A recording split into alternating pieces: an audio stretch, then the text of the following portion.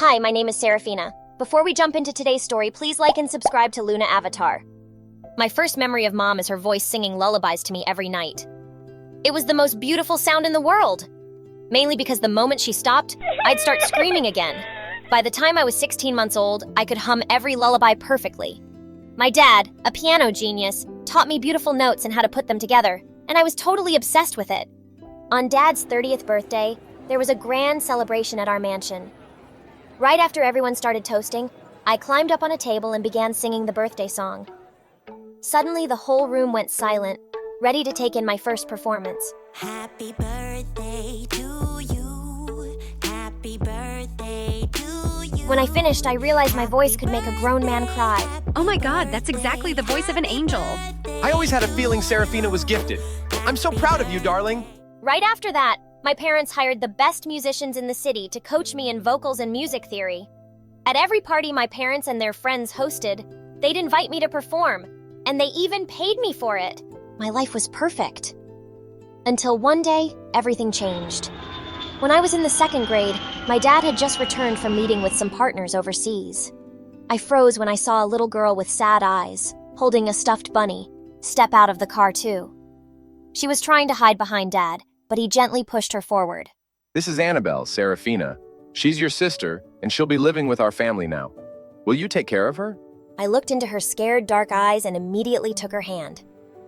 Always! But from the moment Anabelle showed up, a dark shadow, like the dress she wore, was cast over our happy home.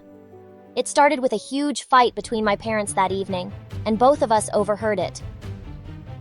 You've broken my heart. She reminds me of my worst nightmare, and I have to see it every day. She can't stay here. I won't raise a child that isn't mine. She has nowhere to go. Her mother's gone. I know you hate me right now, but please don't take it out on her. She's just a kid. I didn't want Anabelle to hear this, so I said, "Come on, I'll play something for you. What's your favorite song?" I didn't fully understand what was happening, but one thing was clear. Mom hated Anabelle. She ignored her like there wasn't any child in the house besides me. But my dad and I were different. We adored her. Maybe it was because I could see the sadness and loneliness in my sister's eyes. And we more than made up for Mom's ice-cold attitude. But in the 8th grade, we got news one day that made our whole world come crashing down. Dad had been in a terrible car accident, and he was gone. We were all devastated, but Mom just shut herself up in her room for weeks. One night, while I was reading a Snow White story to Anabelle, Mom suddenly burst into the room and started yelling. What are you doing in my daughter's room? You're just a poor maid. Mom, are you okay? She's not a maid, this is Anabelle, remember? Yes, Anabelle. How could I forget her? Everything got worse when she showed up. No, everything is exactly her fault. I stared in horror at Mom as Anabelle started to cry. Pack your things first thing in the morning, Anabelle. Are you planning to sleep with this filthy maid tonight? What? No, she's not going anywhere. Dad said she's my sister. Either she goes to the maids or the orphanage. This is her last night here. As Mom was leaving, she suddenly pounced at Isabel, grabbed her stuffed bunny, and threw it in the fire. No, my mom made that. Annabelle cried for hours and I hugged her to sleep. What had happened to my mom? The very next day, Annabelle had to move to the maids' quarters despite my strong protests. She was still allowed to go to school, but she had to do house chores in her free time. I was scared she'd be sent away, so I stopped fighting with Mom, but I'd sneak food to her and help her with her homework at night. At school, we could always hang out together. But one day, I started trembling when I saw my mom show up at school, heading straight to the principal's office. Oh my God! Maybe my worst fear was about to come true. Mom, what are you doing here? Oh, I'm here to withdraw Anabelle from school, of course. You can't do that! She has to go to school! Why? She's never going to be anything but a maid like her stupid mother. Education is a complete waste on someone whose future is just sweeping floors and cleaning rooms. As she turned around, I grabbed Mom's wrist. If you make her drop out of school, I will too, and I'll tell everyone why. Are you sure you want everyone to know how you really treat Anabelle? Mom, Dad would be so disappointed in you. Mom looked shocked, then angrily pulled her arm away and left I'd won this little battle. But God knows what she'd do next. Things weren't great at home, but at least I had Eric. He was my boyfriend for 2 years and was just crazy about my voice one evening when I was on a date with him. I suddenly started getting calls from Anabelle. Come home right now. Seraphina! I ran home to a scene of complete chaos. Mom was tearing apart Annabelle's room. What's going on? Your dad's watch is missing, and I'm going to search all the maids' rooms, and when I find it, I'm kicking out the thief for good. Just then, a servant came from another room saying it was under Mom's personal maid's bed. Mom looked completely shocked to find out it was her, but she threw her bags out instantly. Some days later, it was Annabelle's 13th birthday, and I snuck into her room with a cake when she blew the candles out. I asked her what she'd wished for. I wished your mom was dead. Annabelle, you don't mean that? She's my mom. Annabelle stayed silent, and I got up to leave. I'd never seen that look of hatred on my little sister's face before. In the middle of all this drama, I had a huge audition coming up. A prestigious music academy was looking for talent from different schools, and being selected would be a dream. But 5 days before the audition, I woke up with my throat hurting. I called out to the maid, but to my horror, my voice was gone. Mom rushed me to the doctor who diagnosed me with laryngitis. What he said next left me shocked. Your voice will return to normal soon, but this is the end of your singing. If you strain your vocal cords too much, you could lose your voice permanently. I just couldn't believe it. On the day of the auditions, I slipped into the auditorium with Eric, feeling devastated. I wanted to be up on that stage more than anything.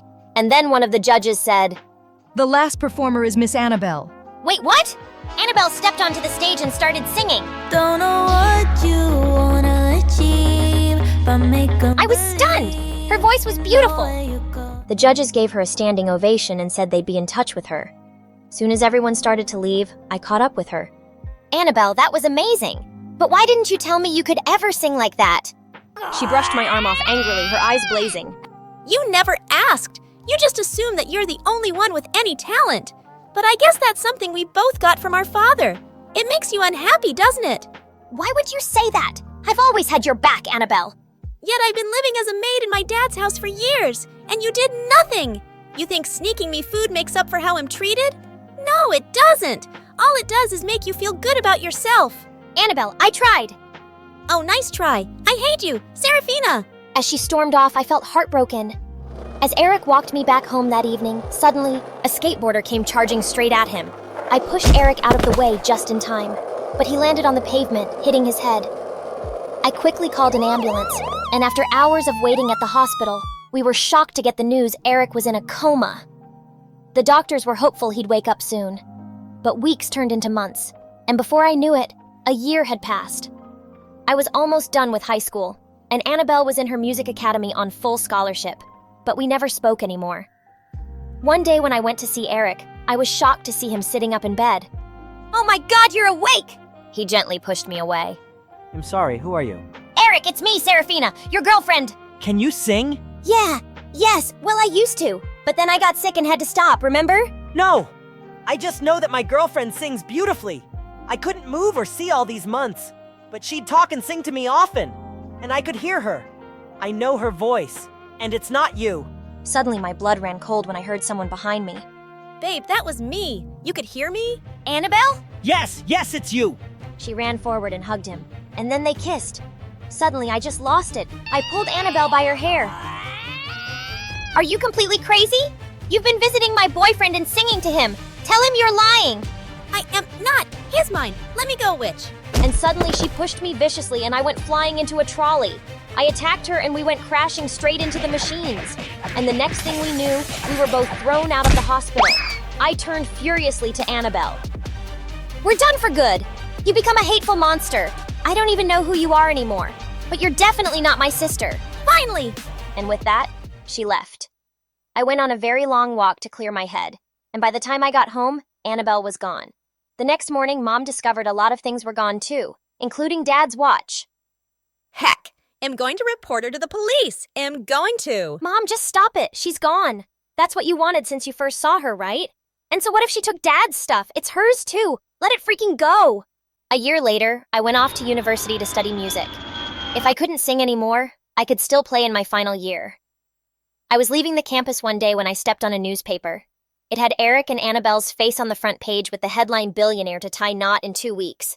Well, good for them. But just a few days later, I walked into a coffee shop. And to my shock, I saw Eric there. And he was kissing a blonde girl. That definitely wasn't Anabelle. I just walked away. It wasn't my problem, but I couldn't stop thinking about it. And when her wedding day arrived, I just could not do anything. Even if she hated me, she was my freaking little sister. And that's how I found myself bursting into the church and running like crazy down the aisle. Hold it! This wedding can't happen! As Anabelle turned to look at me in horror, I ran straight at her and hugged her. I held onto her tight as she squirmed and shrieked. Oh my god, you psycho! Get off me!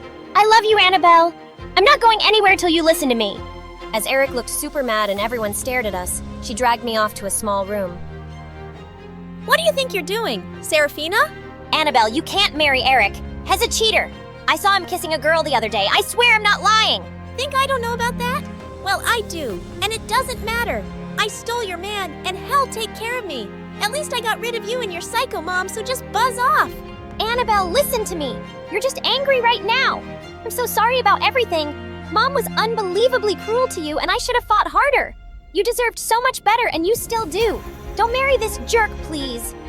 Why do you care? Because you're my little sister, and I miss you so much. I had two things that I loved the most. My voice and you. I lost my voice for good, and I don't want to lose you too. Please forgive me and come with me. Oh, Seraphina, I'm so sorry for all the horrible things I did to you. I thought I wanted to marry Eric too, tease you. But I now realize that everything I've been doing in my life was to not end up alone. I just wanted to belong to someone. You belong to me. You're my family. I made a promise to Dad to take care of you, and I will always. And with that, we hugged each other and walked back to our home. Family always comes first. Hi everyone, my name is Heron and I live in Seoul, South Korea. I was only 4 years old when I learned that something was very wrong with my mom. Other children always hug and kiss their parents. Why can't we do that, Mommy? Don't call me that! She turned to leave and I seized my chance. I dashed to her and embraced her tightly. Just go like this, Mommy, it's easy. She literally ran away from me. Don't touch me! I'm wearing Chanel! She didn't truly want anything to do with me. She used maids, butlers, and money to keep me at a distance my entire life. Initially, I believed something was wrong with me. However, my cousin Laki completely disagreed.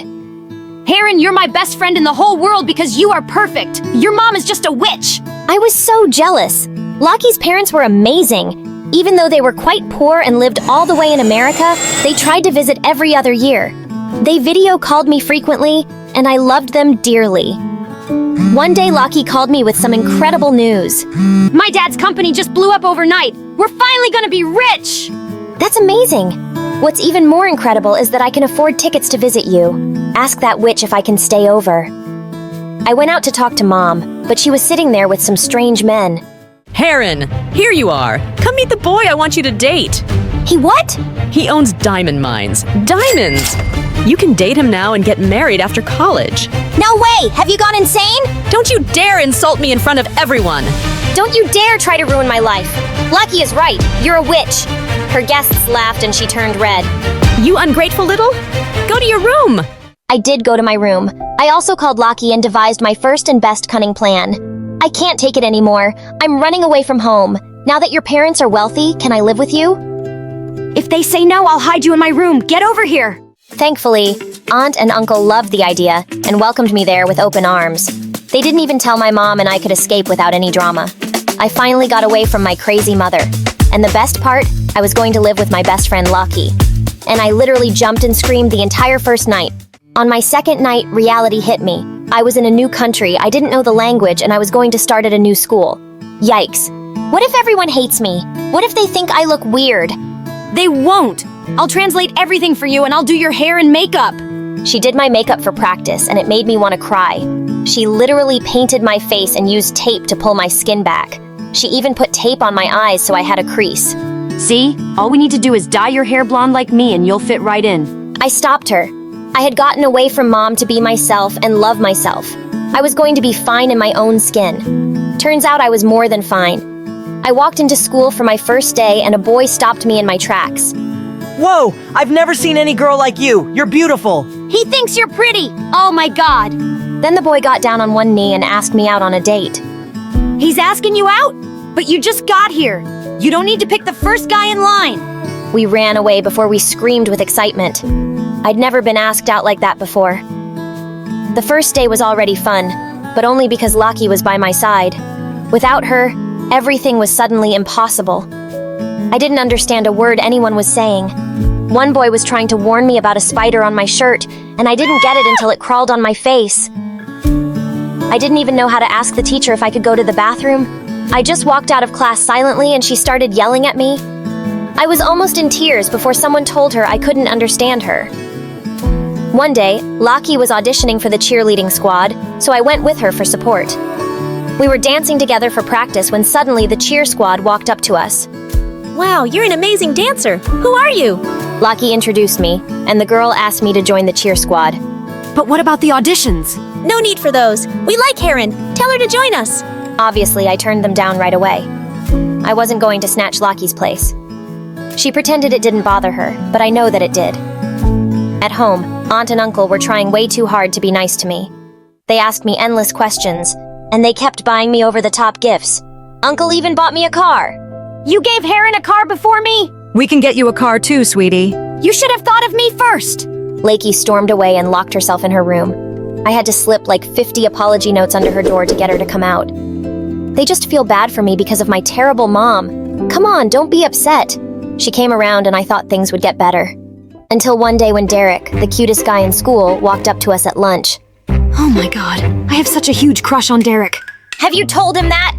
I dropped major hints the last time we were in class. Maybe he's finally gonna ask me out.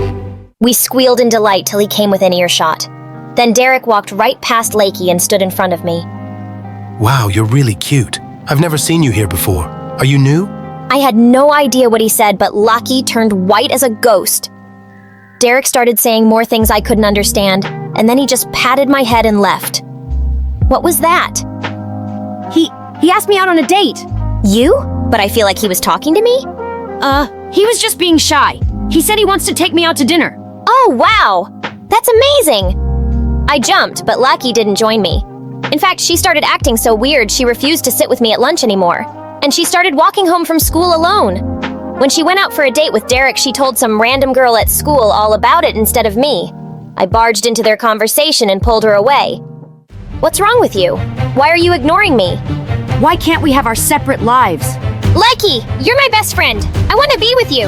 So I can keep being your translator all the time. I love you, but Heron, I need some space from you right now. Just be on your own. Fine, I don't need you either. Just watch me. I joined online classes for English and started taking a book of translations with me everywhere. I was going to learn this language and yell at Laki in English for being such a jerk. I got better fast. English wasn't as hard as it looked. I could even hold decent conversations on my own. And I made a few friends. We were in the cafeteria one day when Derek walked up to me. He had flowers in his hands and his friend from the band was playing the flute. What? Heron, I know you didn't want to go out with me then, but I can't stop thinking about you. Will you give me a chance? What are you talking about? You wanted to go out with me? I asked you out that day, remember? Laki said you didn't want to go, so she came on our date instead. She what? I stared at Laki with my jaw loose. She was already in tears. Okay, fine. Derek asked you out, not me. Happy? I was jealous, so I lied and I went to see him. Are you serious? You're such a freak. What's wrong with you? Hey, don't talk to her like that. We missed our date because of this pathetic loser. Jeez, how desperate can you get? I just lost it. I flew forward and punched Derek right in the face. It was a total blur, and suddenly I was at the principal's office. Derek had an ice pack on his bleeding nose, and my aunt and uncle were getting screamed at. I got suspended from school for a whole week. Laki and I had the biggest fight ever at home. I would never date someone you had a crush on. How could you be so mean to me over some stupid boy? It's not about the boy. Ever since you came here, you've just taken over my friends, the cheer squad, the guy I like. You're getting everything. Even my own parents like you better than me. Lakey, don't say that. You're sisters. We're cousins. I'm your daughter. But all you want to do is talk to Heron and buy her crazy presents, when I never got treated that way. We're just trying to make up for past mistakes. What mistakes? That was when my aunt told us her final. Laki and I were non-identical twins. They were my parents. I sat there in shock while my aunt explained how poor they were when we were born and how they had to give me away to her rich sister. Why did you keep Laki? Why not me? You were having a lot of medical issues as a baby. We couldn't manage the bills. I thought my sister would take better care of you. I see. I thought I had one mother who didn't want me. Turns out I had 3 parents and none of them wanted me. Heron, it's not like that! I got up and ran to my room. I started packing my things through a haze of tears. Heron, no, please don't leave. I'm so sorry. You abandoned me with a monster. You waited 17 years to tell me the truth. Don't pretend you care. I stormed out and didn't look back. Once I was done trusting my family, my heart was broken. I sold the car Uncle gave me and used the money to rent an apartment. Got a job and focused on my studies. I turned my heart to stone. So when Lucky tried to apologize to me 100 times, she always failed. I did miss her a lot, especially during the special moments of my life. When I got into the college of my choice. When I got my first job. On the day of my wedding, I almost called her twice. Lucky had become a huge influencer with millions of followers. She was only a DM away, but I felt too guilty for not making up earlier. My husband and I went hiking in a national park for our honeymoon when suddenly a crazy storm hit us and I got separated from the hiking group. I shouted till I lost my voice, but no one heard me. I walked and walked until I realized I was just moving in circles. I'm not giving up. You can't have me, Forrest. I was lost in that jungle for 3 days and 3 nights. I hid in caves when it rained, and I only survived because of the water and food in my backpack. On the 3rd night, I was about to go to sleep when I suddenly heard people shouting my name. Thank God. I raced out of my cave to see hundreds of people walking in the forest with torches, and the person who was running towards me, screaming her head off, was Lucky. No way, Lucky! I found you! I found you! Lucky and I hugged each other so hard, we fell to the ground. I'm so happy you're okay. Oh, thank God. How are you here? Who else was gonna find you? My followers work way faster than the police. I burst into tears and hugged my sister tight. Lucky, I don't know what I would have done without you. I'm so sorry. Don't you dare say sorry to me. You were the one who got left with that witch. I was all you had, and I was so terrible to you. Just forget everything that's happened before this, today. You saved my life, and I'll love you forever for it. I love you too. Oh, I've missed you so much. Just then, Mom saw me and she broke down crying. Heron, you're safe. I thought I'd lost you forever. I'm so sorry, Heron. I'm sorry I gave you away. My baby girl. I just thought I couldn't take care of you. I loved you too much. And if something happened to you just because I couldn't afford the medical care, I would've... You did your best, Mom. I know you did. Didn't you just say Mom? Yes, Mom. Oh my God. My mom hugged me again, and Dad joined in seconds later. We cried and laughed together, and my family was finally whole. Hi, I'm Hannah. I live in Canada. Please like and subscribe to Mila Avatar. I was born in a vibrant city full of colors, but I can only see a few of them. I found out I was colorblind when I was just 3 years old. People think my world is just black and white, but actually, to me, a rainbow is only blue and yellow. It's a genetic thing because my dad is colorblind too. Oh, and he was super rich, so we lived in this huge mansion. It wouldn't be so bad to be just like him. The trouble began when I started going to school. My teacher went crazy trying to explain colors to me, but I couldn't identify a single one correctly. The other kids just made it worse, especially my classmates Cindy and Ryan.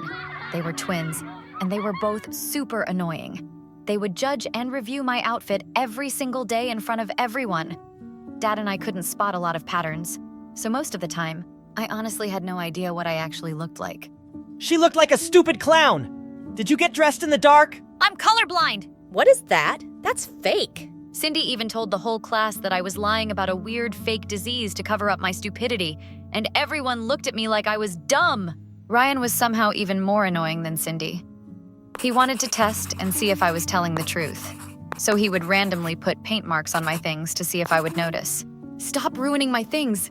You jerk! I knew you lied. You could see them. I don't see some colors! Some! One day, Cindy went too far. She stole my sketchbook, tore up all my drawings, and pasted them all over the school hallway. The whole class laughed at my blue tree and green skies. I attacked her, and we started fighting on the ground while all the other kids cheered. Suddenly, Ryan showed up and stopped us. Stop it, Cindy. Take the pictures down. What's up with you? You're taking her side? If she's really colorblind, we shouldn't make fun of her. I was in shock. Ryan was defending me. Cindy walked away fuming, and I thanked him. Not only did he take down all the pictures and clear everyone out, but he also apologized for not believing me. He then spent days asking me tons of questions to better understand my condition. Is everyone in your family colorblind? Is it like temporary memory loss? If I hit you on the head, will you see colors again? Oh, that was such a dumb question.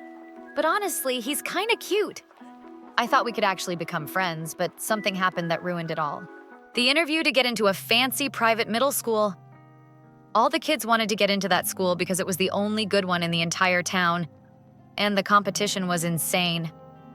Unfortunately, I didn't do well on the test, and the teacher didn't hesitate to cut me from the pass list. Cindy laughed out loud. Ha! I knew you were stupid. Before the first tear could say goodbye from my eyes, my dad jumped into action. He offered the school a huge donation to accept me. Sorry, but we don't have any spots left for any more children. Even if you— I'll double the donation, then give her someone else's spot. Dad, that's cheating!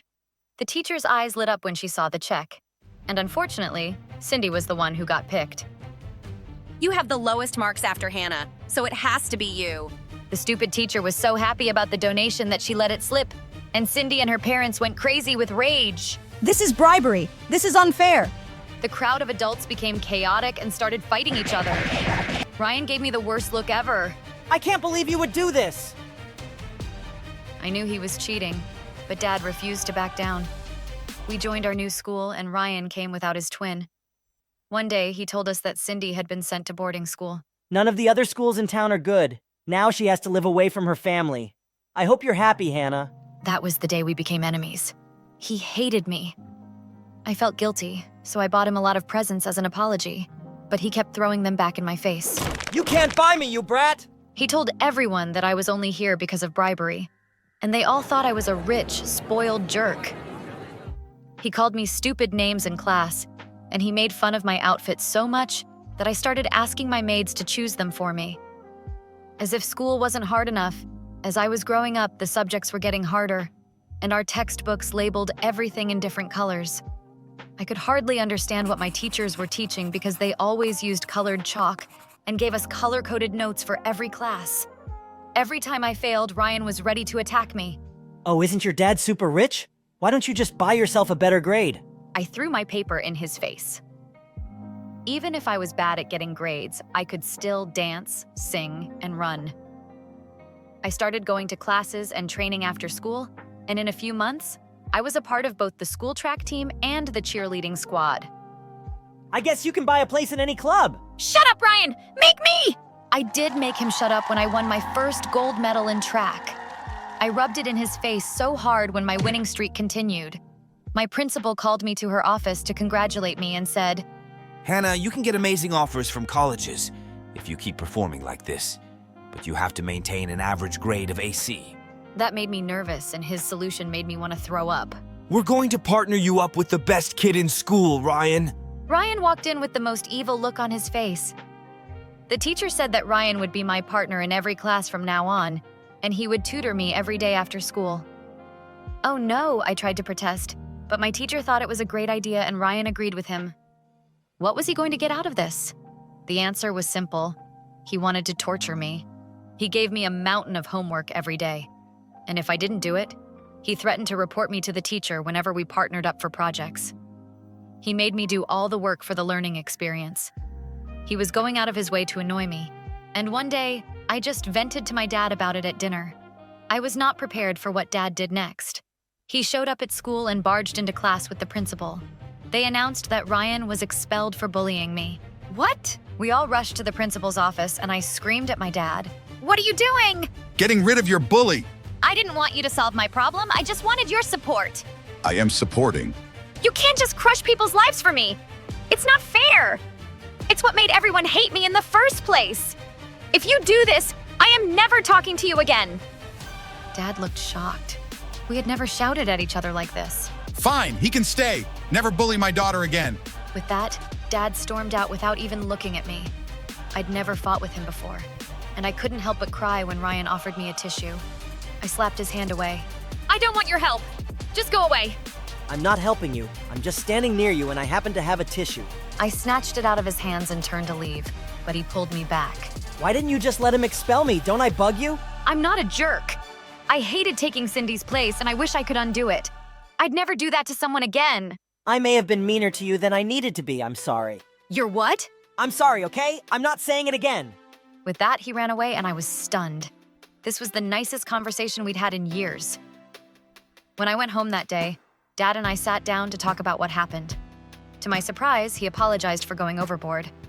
I made him promise to trust me and let me handle my life myself. How can I make it up to you? Is there anything that you want? That's when I got an idea. I asked Dad to pay the school to offer Cindy a place again. She's living away from her family because of us. We should fix it. Dad agreed. And the next day, he put in a request to have Cindy transferred back. She accepted the offer from our school, and when Ryan realized she was coming back, he went crazy. Did you do this? Yes, I'm so happy she got accepted! Thank you. He grabbed me in a hug so tight I could barely breathe. He finally forgave me for everything that happened, and we became friends again. He tutored me for real this time. He found colorblind friendly versions of our textbooks, and if he couldn't, he would make notes that I could clearly understand. I finally got a B average, and I got an offer from an amazing college. I literally flew into Ryan's arms. He lost his balance, and we fell. Our faces were so close together that I blushed. Suddenly, someone pulled him away from me. It was Cindy. She was back, and I was nervous. I was sure that she still hated me for all those years she had to be away from her family. But she acted totally sweet and normal. I know you took my spot, but I bullied you when we were kids. We both did stupid things. I miss my family, but I had a nice life in school. I'm just happy to be back now, and I hope we can be friends. I was shocked, but Cindy and I actually started hanging out. When Ryan finally got into his dream college, we all celebrated together. One day, Cindy showed up at my house and she was in tears. She told me that her family was out of money. There's no way they can pay for Ryan's college. But he literally dreams about college. He can't go unless you do something about it. Your dad has connections, right? He can convince the college to give him a full scholarship. No, we can't interfere. We have to. Ryan already has a spot, so we're not hurting anyone. He works so hard. He deserves this. I was scared, but she was right. I asked my dad for help and he said, I have a friend at the university I can talk to. I'll do it.